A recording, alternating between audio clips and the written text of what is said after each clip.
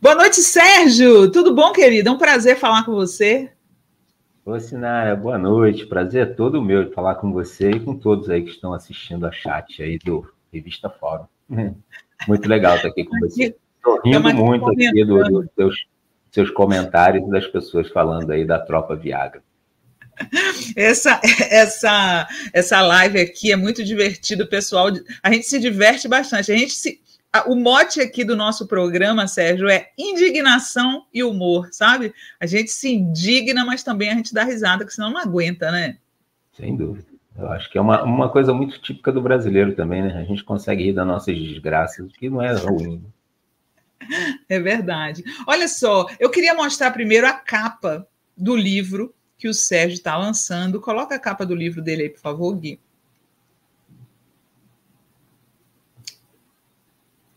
Oi?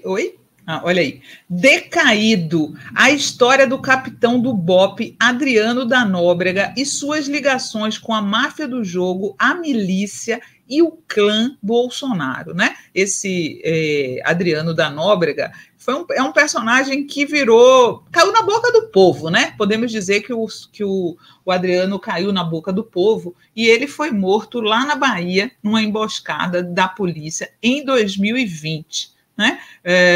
Comecei a ler o livro do Sérgio Ramalho, nossa, muito interessante, né? É incrível como é tudo imbricado lá no Rio de Janeiro, né? Mas a primeira pergunta que eu quero fazer para você, Sérgio, é uma curiosidade que eu tenho desde aquela época, tá? Todo mundo achou estranho que a Polícia Militar da Bahia tenha participado da emboscada ao Adriano. Né?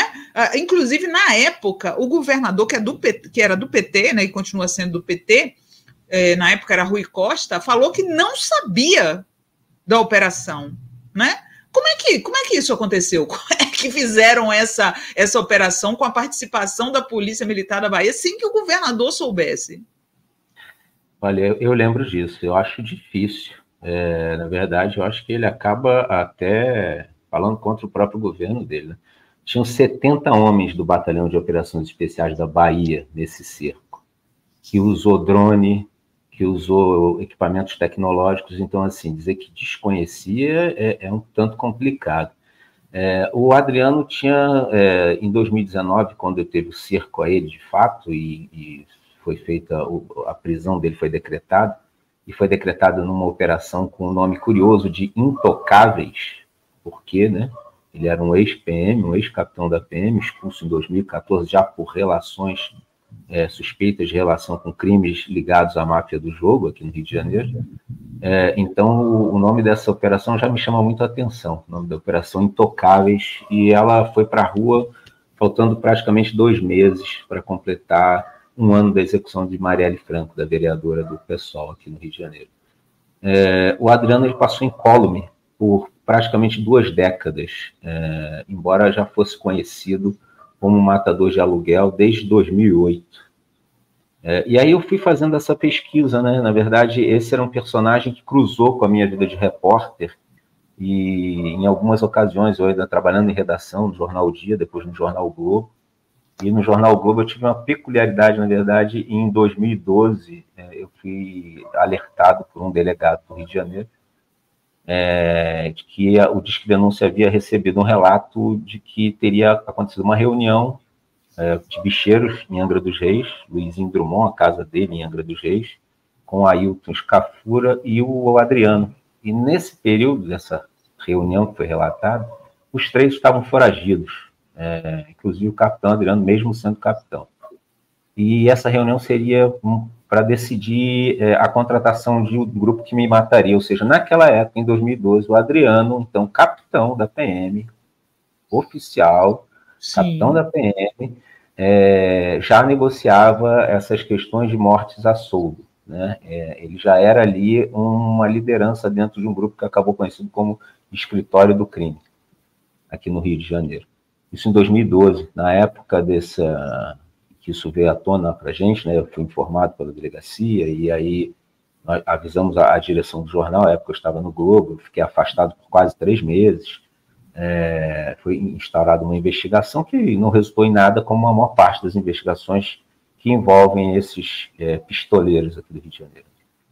Como é que você saiu da mira dessa galera? Olha, eu passei 3 meses numa situação bem complicada, longe de família, me isolando, sem trabalhar, né, fora do Rio. É complicado, eu não desejo isso para ninguém, é uma situação complicada, e o Adriano já era conhecido, como eu disse, em 2012. Então, quando eu vi o nome dele, eu fiquei bem preocupado, bem assustado. Criou-se uma investigação, as pessoas foram chamadas a dar depoimento, e isso acaba também gerando um fator que a informação fica conhecida de todo mundo, e aí se me matassem ia ficar muito chato para eles, né? Ia realmente ser um complicador, né? Mas já aconteceu, né? Já aconteceu, que mesmo a polícia sabendo, né? Não estou dizendo que isso não descarta essa possibilidade, mas o fato é que chamou a atenção, e o próprio, na época, o secretário de Segurança do Rio era o José Mariano Beltrame, e ele ainda falou sobre isso. Ele falou assim, mas eu acho que agora, com essa coisa do plano vir à tona, eles já devem estar cientes. Mas, sim, enfim, foi uma coisa bem preocupante, sem dúvida nenhuma. Então, outra coisa que deixou todo mundo curioso na época, que eu queria ver se você avançou no seu livro, é o fato de que, coincidentemente, Eduardo Bolsonaro estava na mesma época na Bahia em que aconteceu a emboscada para o Adriano. Teve alguma relação uma coisa com a outra ou foi só coincidência? Olha, eu não consegui comprovar um elo entre essa visita do Eduardo, de fato, àquela região, mas eu traço no livro, tem um capítulo só que mostra essa relação, como se foi construída essa relação do Adriano com o clã Bolsonaro, especificamente com o Flávio.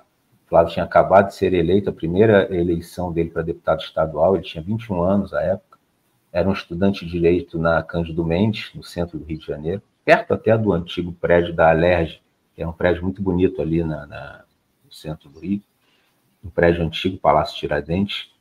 E na volta para casa, logo após a eleição, ele ainda não tinha tomado posse como deputado estadual, o Flávio foi assaltado na Tijuca, teve o carro roubado.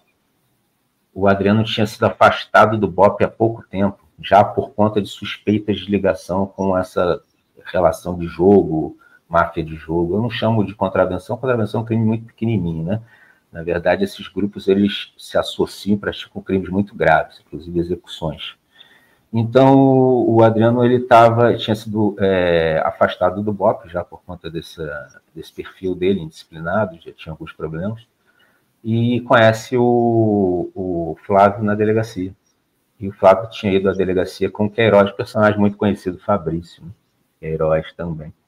Essa relação começa a se construir a partir daquele episódio. O Adriano, ele comandava um grupo lá que chamava de GAT, que é um grupo de atuação da Polícia Militar. São patamos, né, em que eles fazem aquelas varreduras em comunidades principalmente pobres. E a Tijuca, quem não conhece o Rio de Janeiro, a Tijuca é um bairro que é cercado por comunidades, por morros, né, vários maciços ali em torno, e muitos deles são Morro do Borel, Formiga, e são comunidades dominadas por narcotraficantes, a facção Comando Vermelho e outras facções. O Adriano inicia, então, uma espécie de caçada mesmo, como se estivesse caçando os envolvidos no roubo do carro do Flávio.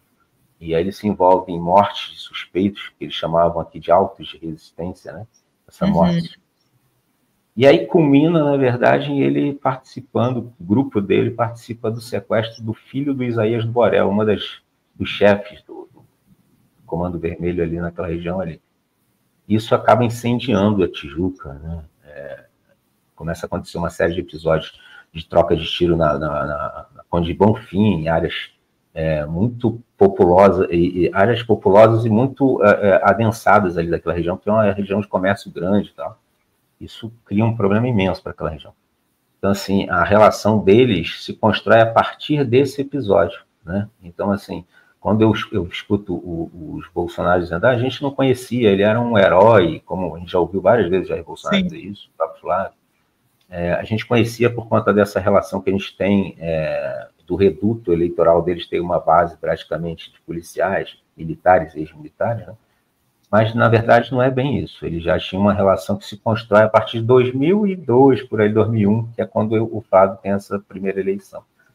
Logo depois, a família começa a proteger, de fato. Inclusive, eu mostro no livro que a moção que ele dá, primeiro o Flávio dá uma moção, né, de aplausos e congratulação, e depois ele dá a medalha Tiradentes, a maior comenda da Assembleia Legislativa do Rio de Janeiro. E essas homenagens, elas são prestadas em períodos em que o Adriano está respondendo investigações, ou seja, elas são usadas como uma forma de, olha, é costa quente mesmo, eu tenho proteção, tá? Eu tenho, então, assim, a própria medalha Tiradentes, quando ele recebe, ele está nas vésperas de julgamento, ele foi a júri popular, foi condenado a 19 anos. Não adiantou nada disso. Inclusive, Jair Bolsonaro, à época, deputado federal, foi testemunha de caráter do Adriano no julgamento. E ele ficou revoltadíssimo, porque o julgamento termina com o Adriano condenado a mais de 19 anos, se eu não me engano, 19 anos e 6 meses de prisão. E aí ele vai para o Congresso e descasca, eu relato até um trecho da fala dele no Congresso, ele fala por mais de 6 minutos, defendendo o Adriano, que ele chama de um jovem injustiçado. O discurso deles não muda, tá? Isso é curioso, você vê que 20 anos se passaram e, assim, o discurso deles de perseguidos, de vítimas, eles falam tanto de mimimi dos outros, mas, nossa, o discurso deles é um mimimi só, né? Eles eram uma vítima, tadinho, etc, etc. É a mesma coisa. Nossa, essa relação é antiga. E o Eduardo esteve realmente na Bahia nesse período. E tem mais coincidências, né? O Adriano, quando ele foge, ele percorre vários estados do Brasil, ele fica em Sergipe e ali no interior da Bahia. E ele, quando a polícia faz esse cerco ali em Esplanada, cidadezinha de Esplanada, ele está numa casa de um político tradicional da região, de uma família tradicional de políticos da região ali. É um vereador, mas o pai tinha sido prefeito, o irmão deputado. Então, assim, são políticos tradicionais ali de direita, não de extrema direita, mas de direita. E eles eram do PSL, o mesmo partido que elege Jair Bolsonaro e Flávio Bolsonaro. Então, assim, não tem coincidência nessa história, né? Você tem, na verdade, uma teia de relações muito bem construídas e sólidas, e que as investigações, infelizmente, elas não vão ao fim disso. A morte do Adriano, ela acaba acentuando isso. Assim. A morte do Adriano serve como um freio, de fato. Assim. A partir da morte do Adriano, as investigações, elas param. O Adriano está morto, então não faz sentido iniciar... na verdade, não faz sentido, não. Faz todo sentido para nós, né? Para qualquer pessoa, mas... As investigações que você refere da própria morte? A própria morte. Adriano, ele após o cerco lá, ele é morto. Aí, inclusive, logo após esse episódio, acontece um evento no Rio de Janeiro, aqui na praia de Botafogo, na enseada de Botafogo, que era um evento religioso, né, de neopentecostais, e que lá estavam Jair Bolsonaro e Flávio Bolsonaro, e eles saem já dizendo que tinham informação de que ele foi torturado, o Adriano teria sido torturado, teria sido executado, mas sempre sem apresentar nenhuma prova, né? E como você bem lembrou, era um governo do PT. Então, assim, o primeiro laudo cadavérico do Adriano é feito pela equipe técnica da Polícia da Bahia. E esse laudo não aponta nenhuma evidência de execução, tampouco de tortura. Aí você vai falar, não, mas é um laudo, eu acho que é um laudo técnico. Aí quando eu analiso laudos técnicos, eu não estou falando o governador, pode ser do partido A, B, C ou D, o técnico que está fazendo o laudo não deveria, né? Mas enfim. Velado. Exato. O lado técnico mostra que não há indícios de tortura e tampouco de execução. O Adriano é exumado, depois o corpo dele passa por uma outra perícia técnica no Rio de Janeiro. Governo muito mais voltado ao bolsonarismo, né? Mas o laudo daqui também não destoa do laudo da Bahia. Também indica que não há indícios de tortura, tampouco indício de execução.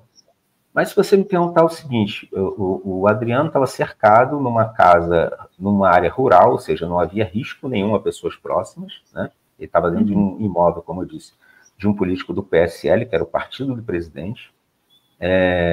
70 homens do BOP da Bahia treinados cercaram essa casa e não consegui ver de quem foi a decisão de mandar entrar na casa. Mas se você quisesse manter ele vivo e prendê-lo vivo, você poderia levá-lo à exaustão, não é isso? Sem deixar entrar comida, água, o cara ia levar um tempo, porque ele tinha sido muito bem treinado, ele era muito capaz nessa questão de sobrevivência, mas ele ia acabar se exaurindo ali, né? Então, poderiam ter pego ele vivo. Sim, poderiam ter pego ele vivo.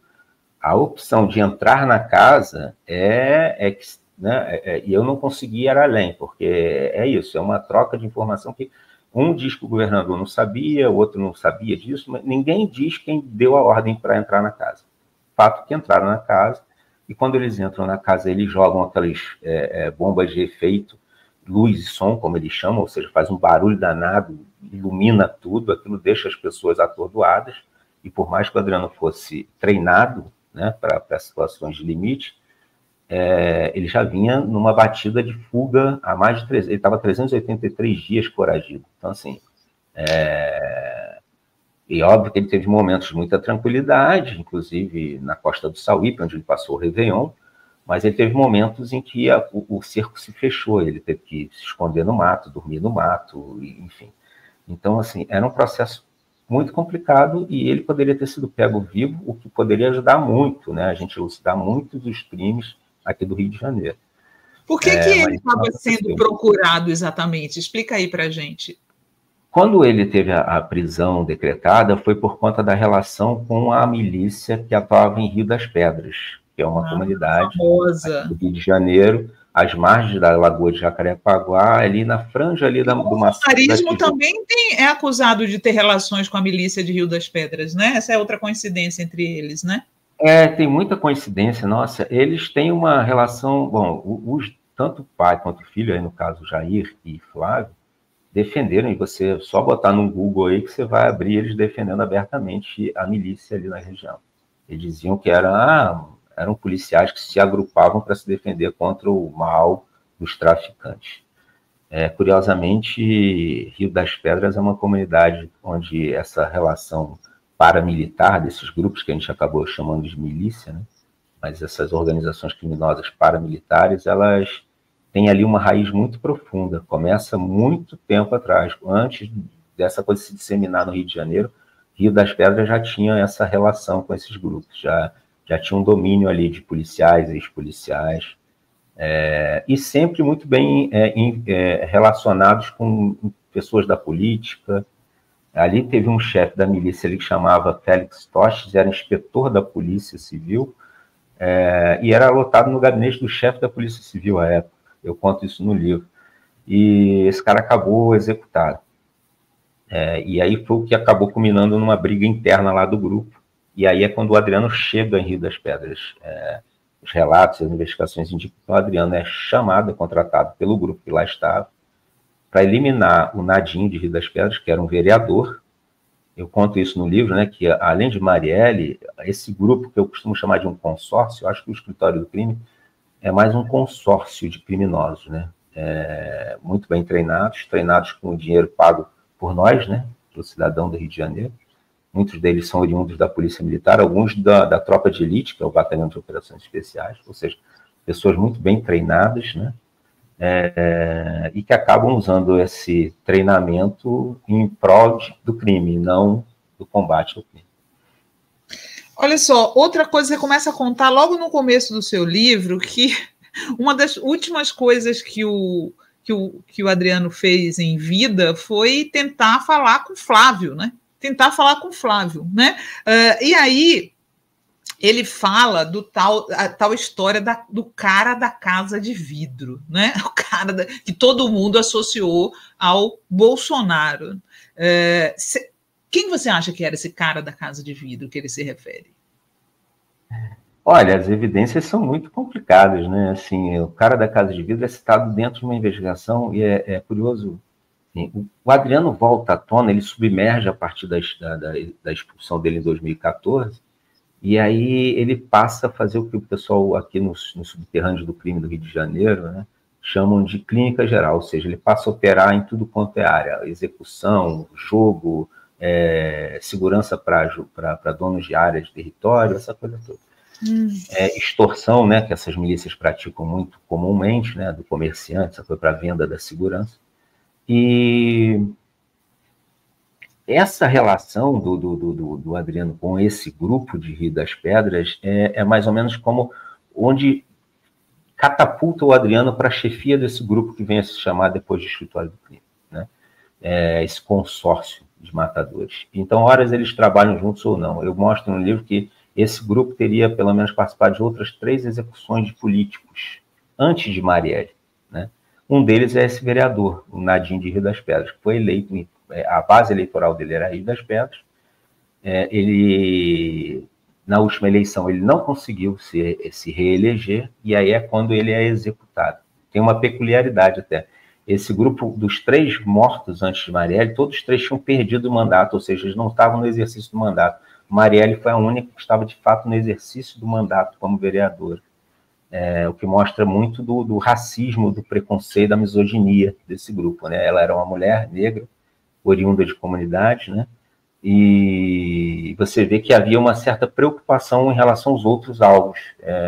Esses caras não estavam no mandato, no exercício do mandato, quando foram mortos. Então, assim, você percebe que há um tanto de preconceito também na própria forma como foi feito.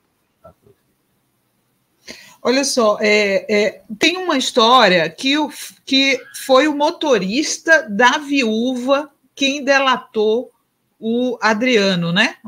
Que disse onde estava o Adriano lá na Bahia. Você conseguiu confirmar isso? Na verdade, não é. A família tem uma briga imensa, né? A mãe e as irmãs do Adriano criaram uma rusga imensa com a Júlia Lotufo, que era a mulher do Adriano nesse período. Elas nunca gostaram muito, nunca simpatizaram muito com ela, com a Júlia. Elas diziam que o Adriano ficava bobado quando estava com ela, e aí se colocava... Bonita ela, hein? Bonita, bem bonita. Pois é, muito bonita. E ele conheceu ela numa boate na Barra da Tijuca, no Rio de Janeiro. Então, assim, elas tinham um problema já com a Júlia. A Júlia é quem faz esse pedido para que eles passassem o Réveillon, aquele Réveillon de 2020, na Costa do Sauípe. Então, eles alugam uma casa. Quem aluga isso, curiosamente, era o ex-marido da Júlia, que trabalhava para o Adriano. Era meio que um faz-tudo do Adriano, inclusive viajou para Miami quando o cerco estava se fechando, ele foi vender coisas que o Adriano tinha, inclusive viajou para Miami para fazer isso. Ou seja, você vê que o Adriano já não era mais pequenininho dentro dessa estrutura, né? Ele tinha um patrimônio bem considerável. No momento em que ele já estava o cerco estava se fechando e ele teve que sair do Rio de Janeiro. Então, assim, elas atribuem à Júlia o fato do Adriano ter acabado sendo detectado lá na Costa do Sauípe, porque o primeiro cerco se faz na Costa do Sauípe. E quando ele foge, ele consegue escapar, ela é detida num primeiro momento, só que a polícia não tinha absolutamente nada contra ela. Isso era um grupo de policiais do Rio de Janeiro que tinha ido. É complicado realmente essa história, porque primeiro vai um grupo de policiais e de promotores aqui do Rio de Janeiro para tentar pegar o Adriano na Costa do Sauípe. Só depois de fracassar esse cerco é que eles informam a polícia da Bahia. Por isso que tem esse lapso aí de, não sabia, a gente não tinha essa informação. Então, assim, quando o cerco é feito em Esplanada, esse grupo do Rio de Janeiro já não está mais com eles, ou seja, o promotor, a polícia do Rio já tinha voltado. Eles só retornam depois da morte do Adriano. Aí retorna um promotor e um delegado do Rio de Janeiro. Mas aí é só mais aquela coisa do trânsito, de retirada do corpo vir para o Rio de Janeiro, enfim. Então, a família tinha um problema com a Júlia de dizer que isso aconteceu porque a Júlia estava sendo monitorada. De fato, todos eles estavam sendo monitorados, né? O Adriano, quando ele é cercado nessa casa Esplanada, ele tinha com ele 13 aparelhos celulares e 7 chips. Um dos chips era da Bolívia. E olha a coincidência, já que a gente está falando em coincidência. O Rony Lessa, do caso da Marielle, quando foi preso, e nas buscas, nas investigações, também se encontrou com ele um chip da Bolívia. Eles usavam o chip da Bolívia exatamente para dificultar esse rastreamento, para conseguir falar e manter contato enquanto estavam foragidos ou tratando de crimes, né? Então, uma boa pergunta nesse caso é assim, cadê o material referente às análises dos telefones, desses 13 telefones do Adriano e dos 7 chips? O Ministério Público não fala a respeito, sempre diz que a investigação tramita em sigilo. Mas que sigilo, gente? O cara está morto já desde 2020, né? Então, assim, por que isso? Assim, e com quem ele falou, com quem ele não falou, entendeu? E uma curiosidade, nessa época, ele tinha o Adriano ele tinha vários... o núcleo duro dele era formado por policiais e ex-policiais da relação dele desde o período de formação. Ele entra na escola de formação de oficiais da PM. Eu mostro que ele foi infiltrado junto com um amigo que frequentava também, que eram jovens lá no Aras Modelo, que pertencia aos pais Garcia, uma família poderosa do jogo no Rio de Janeiro. Quer dizer, era muito poderosa até 2004, até o Maninho ter sido executado, que era um dos chefes do clã, né? E a partir daí, esse clã, os homens desse clã vão sendo eliminados. É muito curioso. Esse universo, as mulheres não têm mando. Então, assim, na cúpula do jogo não tem mulher, são só os homens. Então, assim, se morre um primogênito, a mulher vai receber pensão, vai receber ali uma coisa, mas ela não tem poder de mando nenhum no território. Só depois que alguém ascende na família, um outro homem, é que eles permitem que aí esse homem trate do território, dos negócios. As mulheres não. Então, assim, esse clã foi eliminado praticamente. Só sobraram as mulheres. Olha só, Feife pergunta aqui: há conversas que Adriano da Nóbrega não concordou com o crime hediondo de assassinar Marielle por ser uma política em evidência e chamaria muita atenção para as milícias, né? O que leva a gente já me leva a te perguntar qual é exatamente a relação de Adriano da Nóbrega com o assassinato de Marielle. Você conseguiu avançar nisso? Olha, o que eu mostro é o seguinte: eu não acredito nessa tese, já ouvi isso de muita gente. Inclusive de policiais que participaram da investigação, eu falava, mas de onde você tirou isso? É diferente dessa gravação que a gente está vendo aí do inelegível tentando dar um golpe com toda a trupe dele ali, né, gravado, filmado. Dizem que o Adriano, a partir da execução de Marielle, chamou os comparsas dele, né, o grupo do consórcio lá, para perguntar de onde veio e por que fizeram isso. Dificilmente, é difícil de acreditar nisso. O Rony Lessa e ele chegaram a atuar juntos em algumas execuções. Eles não eram amigos, mas eles tinham uma relação, digamos, profissional. Então, eles agiam juntos em alguns casos, sim. E tem uma curiosidade, que um miliciano que acabou preso, que deu muita informação, que era o Orlando Curicica, ele fala uma coisa muito curiosa num depoimento dele de mais de 3 horas, ele preso numa penitenciária federal de segurança máxima, ele diz que era comum que grupos milicianos matassem, às vezes, um para o outro, para evitar que chamar a atenção. Ou seja, o grupo que age em bairro tal, região tal, mata para o grupo do bairro tal, região tal, porque isso não vai chamar a atenção para aquele grupo. E aí aquelas pessoas que seriam, hipoteticamente, os responsáveis, eles passam a falar, não, olha, eu apresento vários álibis e não sei o quê, só que aquela morte foi encomendada por eles, ou seja, foi uma troca de favores, né? Na mesma noite da Marielle, da execução da Marielle, morre na Barra da Tijuca, é executado na Barra da Tijuca, com os mesmos requintes de crueldade, tiros muito bem colocados, como é chamado esse pessoal do sniper, né, que é o atirador de elite, que é os tiros colocados numa direção exata para levar realmente a vítima à morte, para evitar qualquer risco. Para matar, tirou para matar. E várias vezes, repetidos, né? São tiros repetidos num ponto definido. Então, se você for ver, é muito parecido. Eu peguei essas execuções de políticos... Qual é mesmo o nome do cara, se você cita no livro, que foi morto junto? Hã?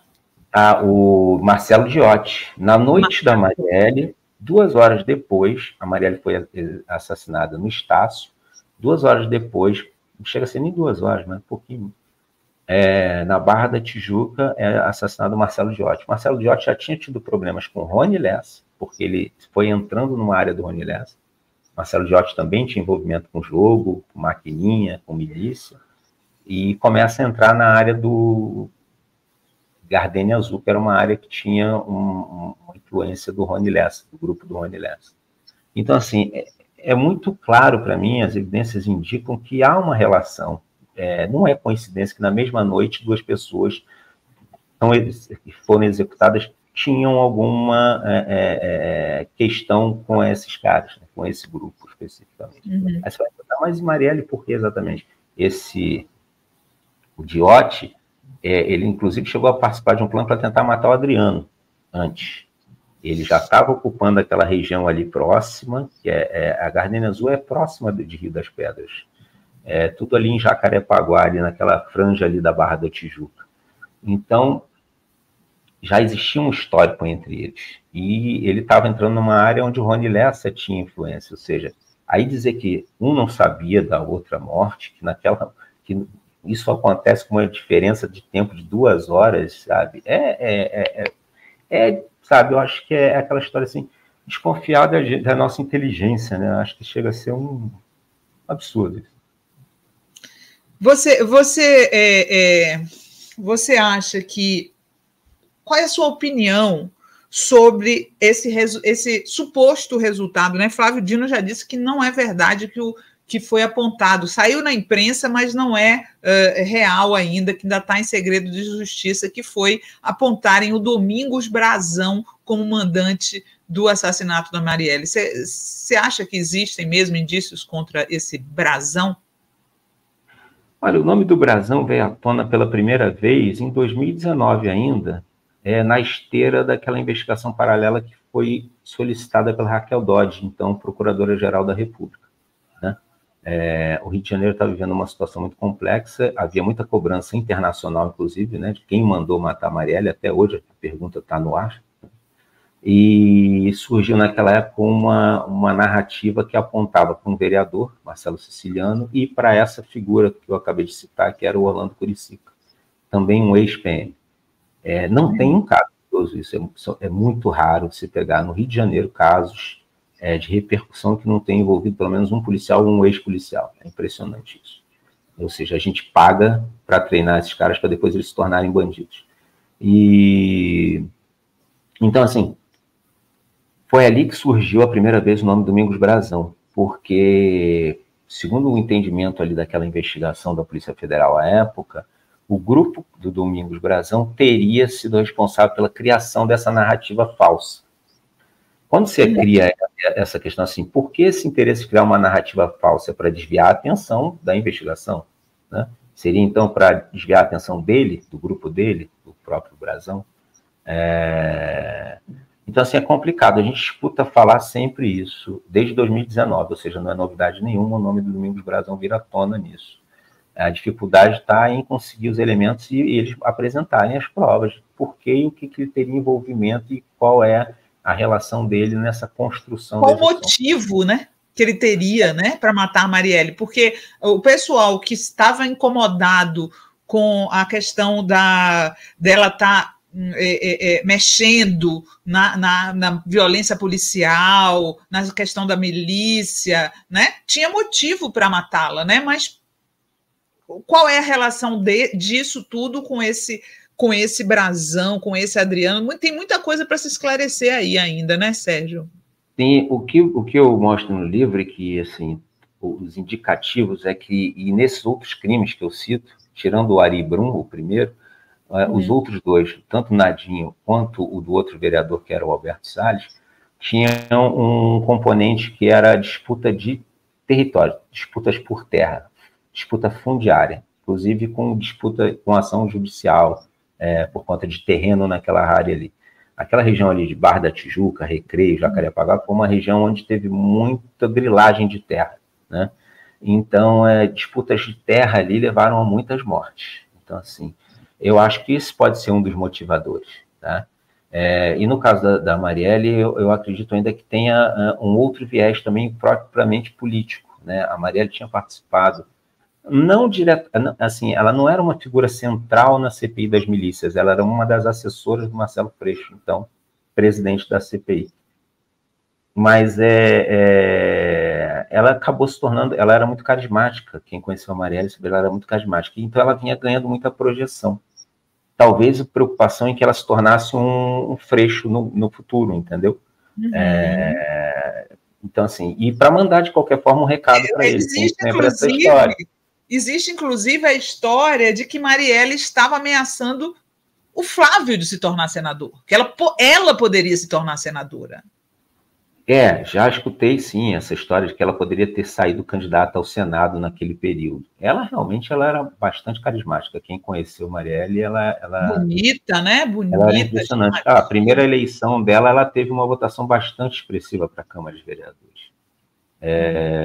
Então, sem dúvida, ela seria... E um outro detalhe, né? A execução de Marielle acontece no início de mais uma daquelas GLOs, né? Mais uma vez a gente estava vivendo no Rio de Janeiro, aquela história de intervenção militar na área de segurança pública, e a Marielle ela era muito contundente quanto a isso, ela criticava muito, ela foi muito crítica sobre isso, principalmente que a gente sabe o resultado, geralmente, dessas ações, são mortes de pobres e pretos, né? Essa é a grande verdade. E ela era muito combativa.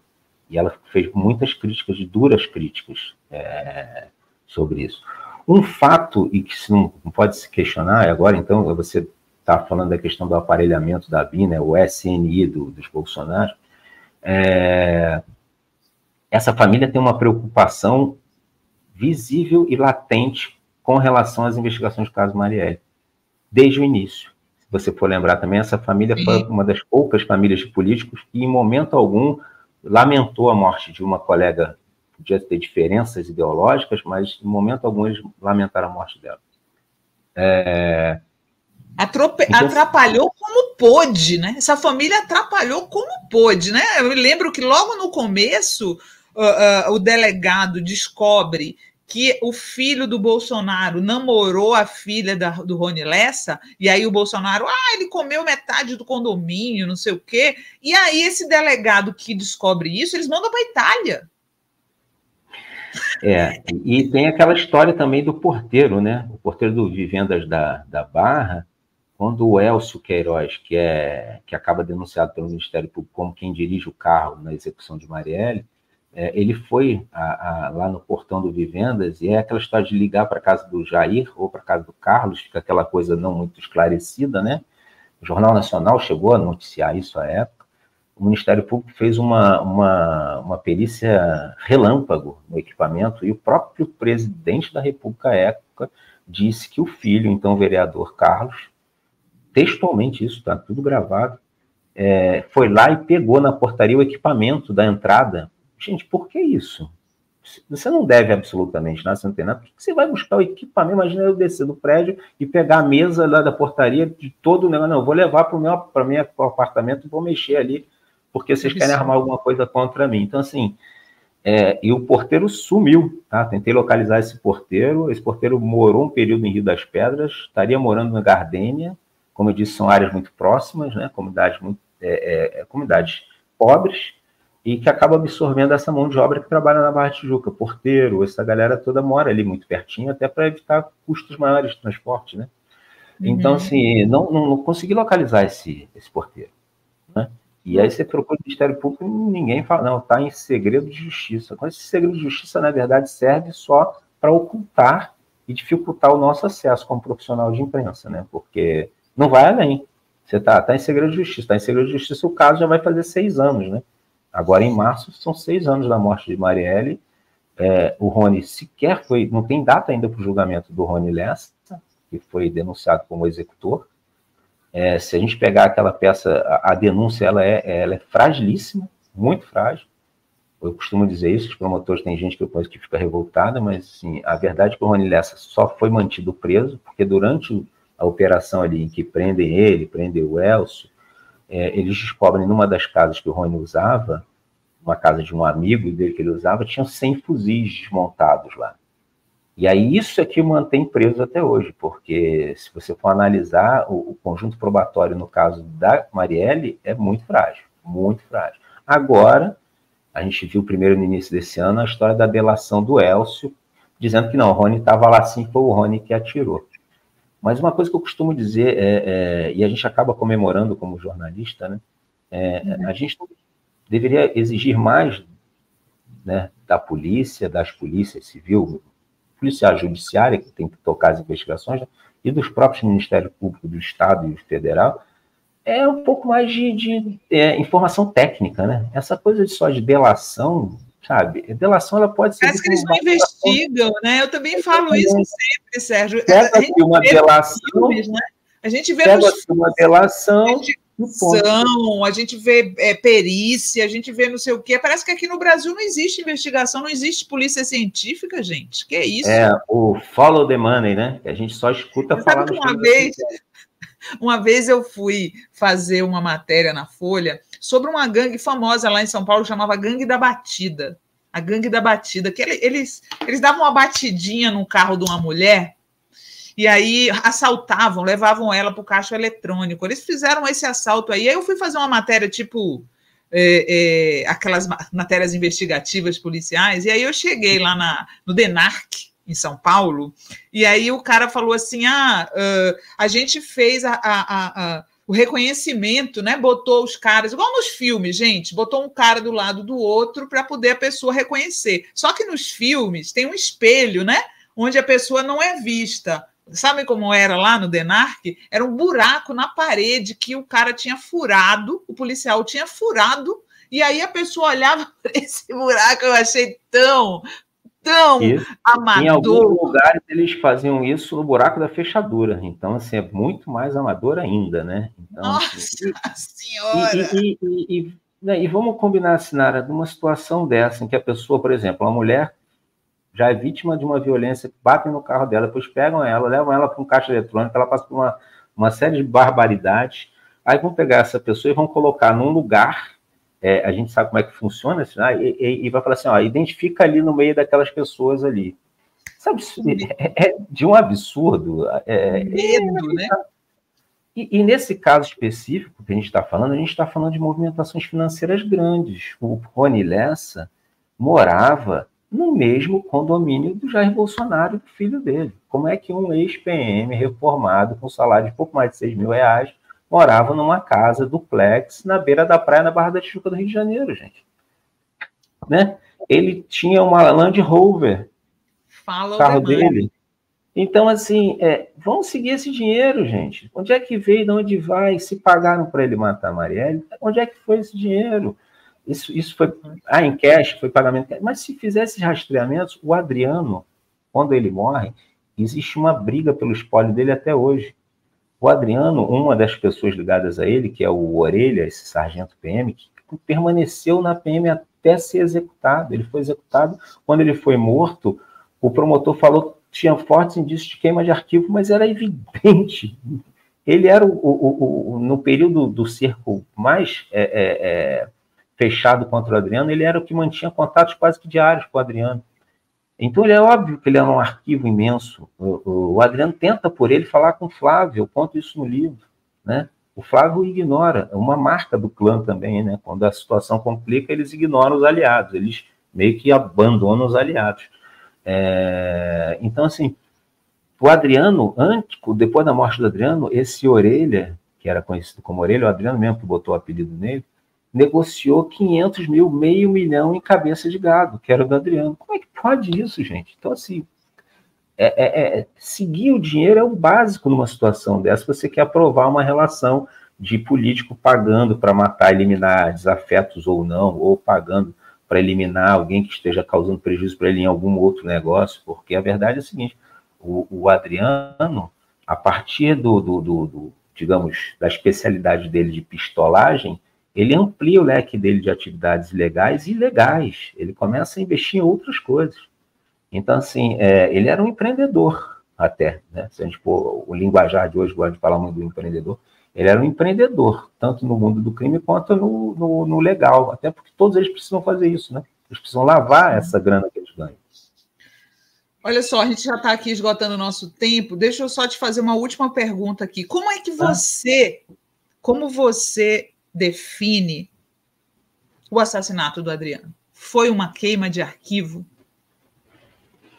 Olha, eu não descarto isso. Eu acho que sim, aquilo que a gente estava falando ali, ele poderia ter sido pego com vida? Sim, poderia ter sido pego com vida. Ele poderia também estar igual o Rony Lessa aí, falam tanto numa delação do Rony Lessa, e ele fatalmente estaria numa situação muito parecida se estivesse preso.